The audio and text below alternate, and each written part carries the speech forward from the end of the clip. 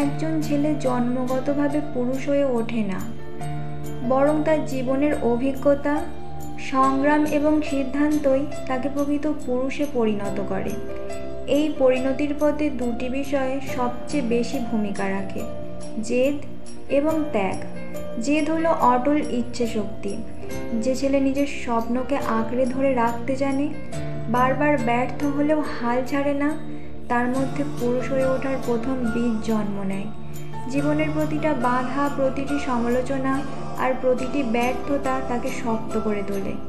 এ জেদ তাকে শেখায়, আমি পারবো, আমি থামবো না। কিন্তু শুধু জেদ থাকলেই যথেষ্ট নয়। ত্যাগ ছাড়া জেদ যে অর্থহীন হয়ে যায়। পরিবারকে ভালো রাখতে, প্রিয়জনের মুখে হাসি ফোটাতে নিজের স্বপ্নকে সাময়িকভাবে বিসর্জন দিতে হয়।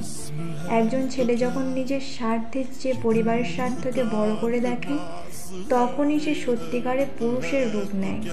প্রবাসে রোদে ঘামে কাজ করা তরুণ, সংসারের খরচ চালাতে নিজের সব বিসর্জন দেওয়া বড় ছেলে, কিংবা পড়াশোনার চাপ সামলে বাবার দায়িত্ব ভাগ করে নেওয়া কিশোর, এরা সবাই ত্যাগের মাধ্যমে নিজেদের পুরুষে পরিণত করেছে। সত্যিকার অর্থে পুরুষত্ব মানে কেবল শারীরিক শক্তি নয়, বরং দৃঢ় জেদ আর নিঃস্বার্থ ত্যাগের সমন্বয়।